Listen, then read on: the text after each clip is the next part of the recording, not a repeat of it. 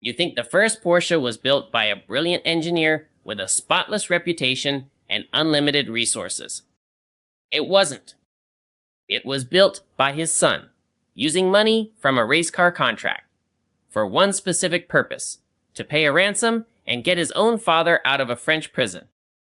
In the winter of 1947, a young man named Ferry Porsche was scraping together every franc he could find.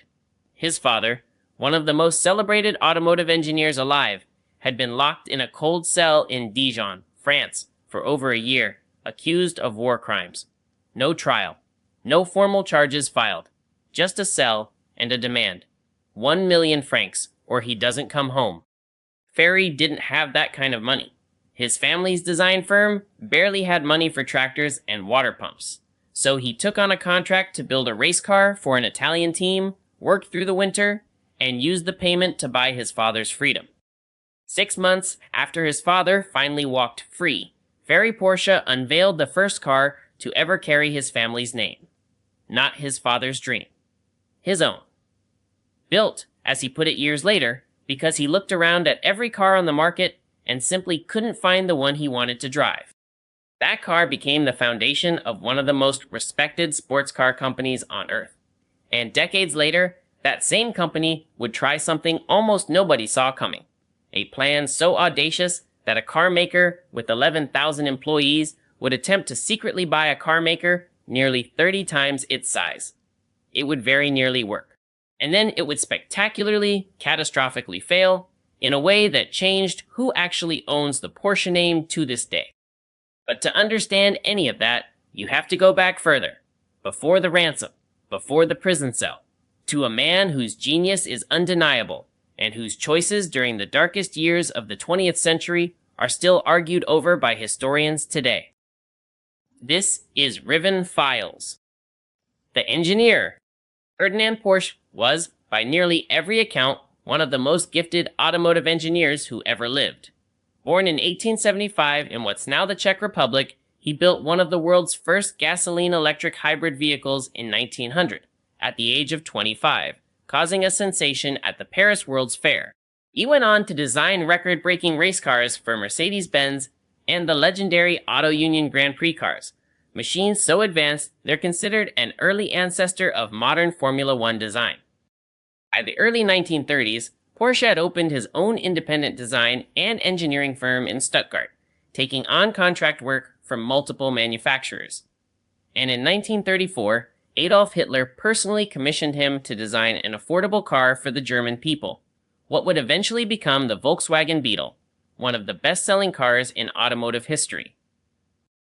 Here's the part of this story that has to be told directly, without softening it. Ferdinand Porsche joined the Nazi Party. He also joined the SS, the Schutzstaffel, the organization responsible for administering the Nazi concentration camp system, and was given the rank of SS Oberfuhrer. During the war, the factories under his direction, including the Volkswagen plant, used forced labor. Historical estimates place the number of forced laborers in the hundreds, primarily prisoners of war and workers from countries under German occupation. His son, Ferry Porsche, volunteered for the SS as well, in December of 1938, and for the rest of his life denied it, falsely claiming he had been conscripted. Porsche also personally designed some of Nazi Germany's most fearsome tank programs, including the Tiger and the massive, ultimately unsuccessful Maus super heavy tank. None of this is disputed by serious historians.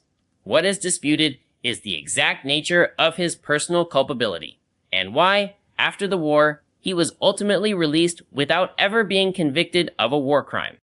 The prison cell.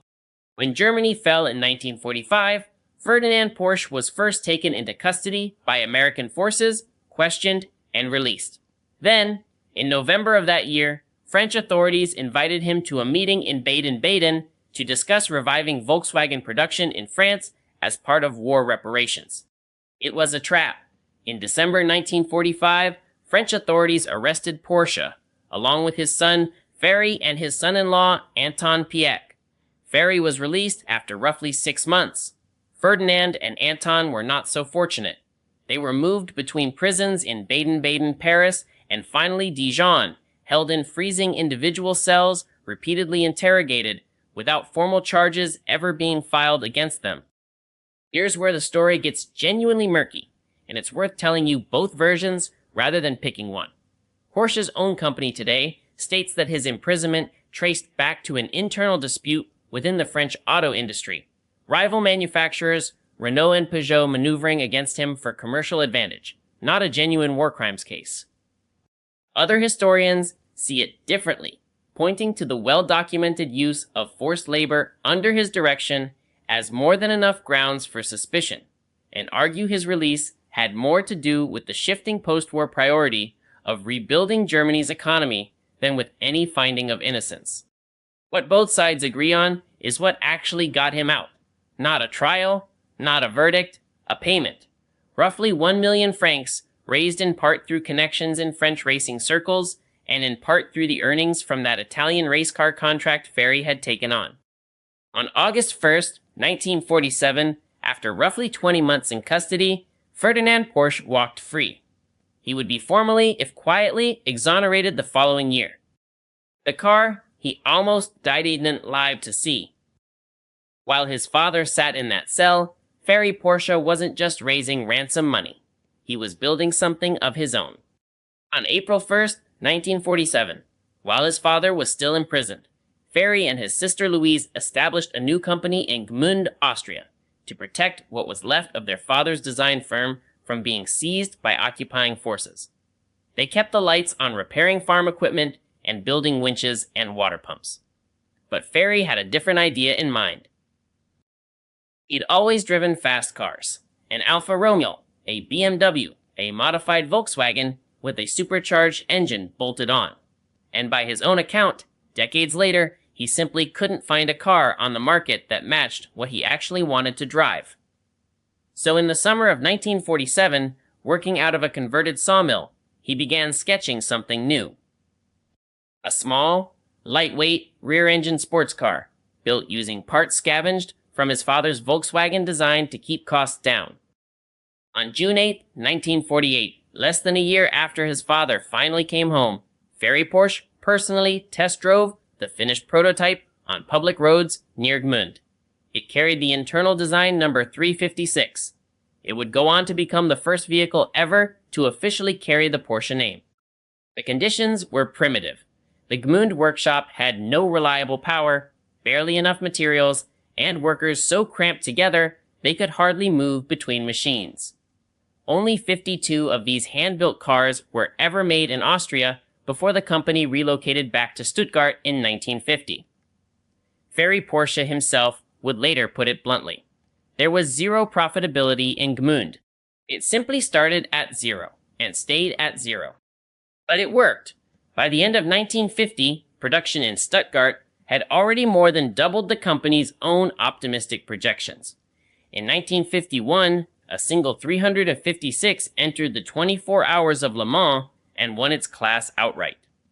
3 years after his father had been a prisoner with no company left to his name, Ferry Porsche had built one from nothing, entirely on his own terms. The shape that never really changed. The company grew fast through the 1950s, but it was Ferry's decision in the early 1960s that would define Porsche for the next 60 years and counting. Working alongside his own son, Ferdinand Alexander Porsche, known to everyone as Bootsy, Ferry began developing a successor to the aging 356.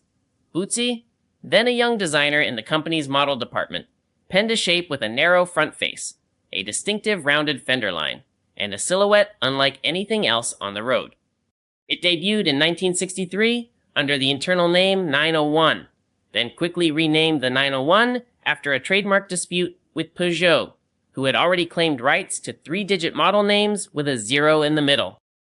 The 911's basic shape, engine in the rear, that unmistakable sloping roofline, has now been in continuous production for over 60 years, evolving generation after generation without ever fundamentally abandoning its original form. It remains, to this day, the car most people picture the instant they hear the word Porsche. By this point, the company had become a genuine family dynasty, spanning 3 generations of engineers. And within that family, a rivalry was quietly forming that would eventually threaten to tear the entire empire apart.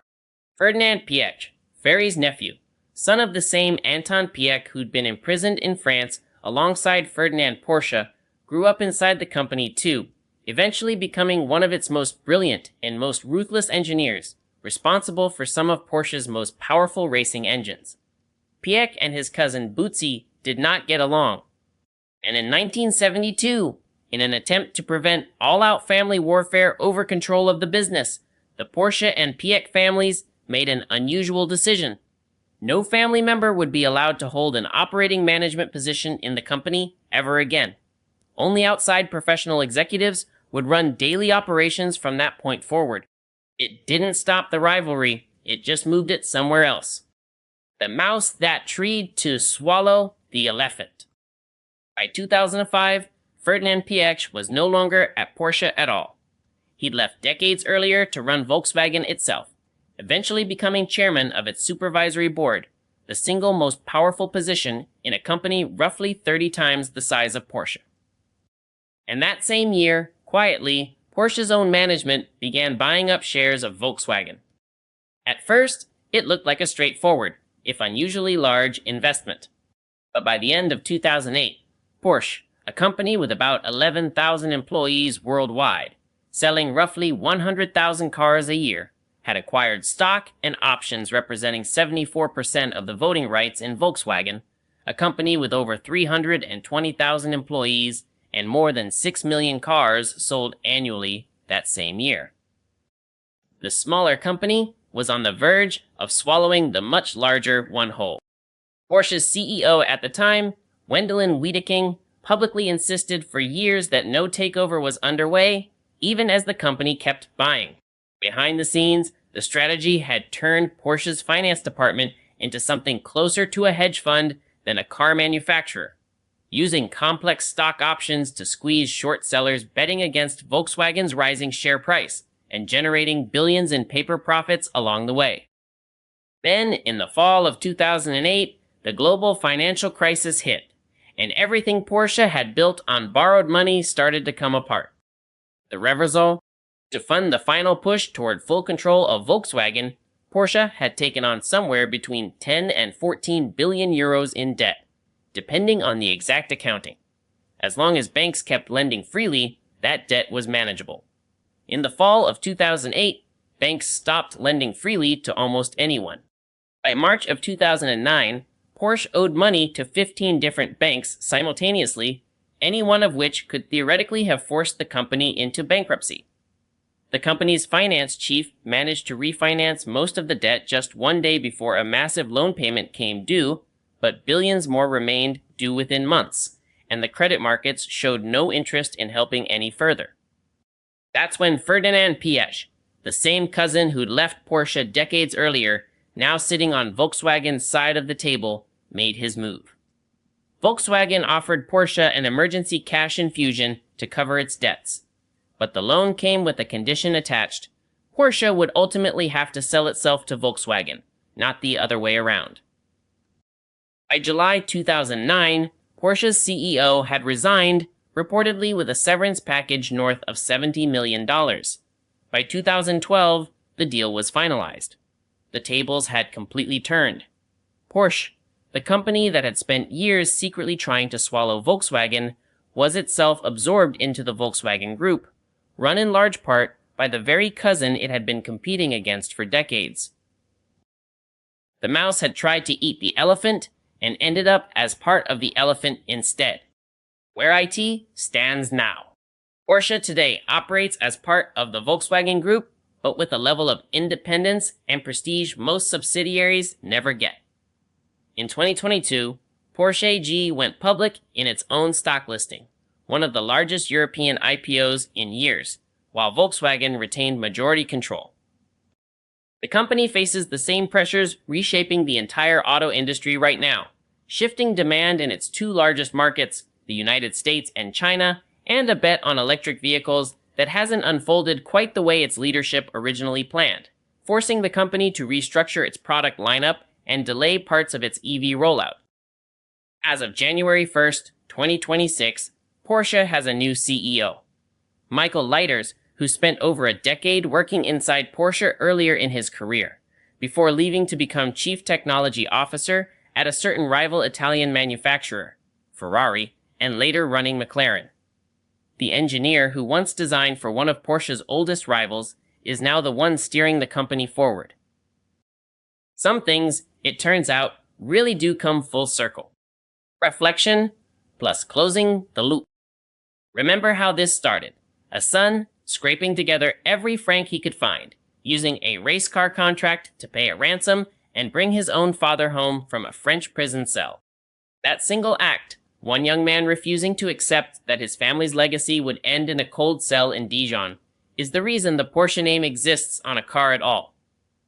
Everything since then, the 356, the 911, the family feuds, the audacious and nearly successful attempt to swallow a company 30 times its size, the humiliating reversal that followed, all of it traces back to that ransom. This is not a simple story of triumph. The man whose name never made it onto a single car, Ferdinand Porsche himself, carries a legacy that includes real, documented complicity with one of history's most murderous regimes. That's not a footnote to skip past.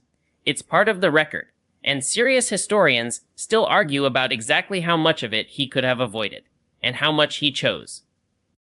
What came after him is a different kind of story. One about a son who built something of his own out of almost nothing.